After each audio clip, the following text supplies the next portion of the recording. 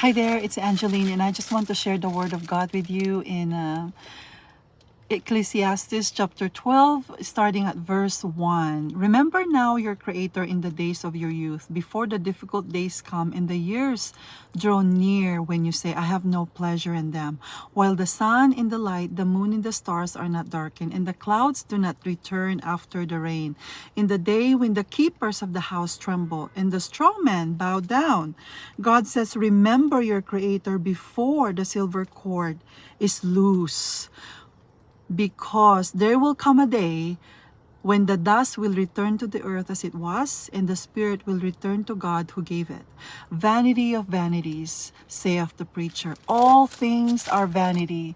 God said, we shall seek the Lord while we are still strong, able to serve Him and able to give Him glory. For that is the will of God in our life, for us to be fruitful. God said we have to abide in Him so that we can do all things for His glory.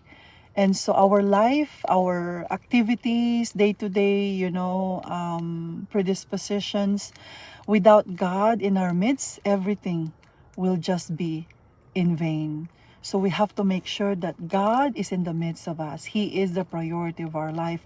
We shall put Him first in all things. Then God will direct our path. God will give us wisdom how to live our life according to Him. And you know what? It is actually so amazing if we surrender our life to God. For God will give us that spirit of love and joy and peace. And He will give us the spirit of courage and strength to go through all kinds of trials that we may encounter.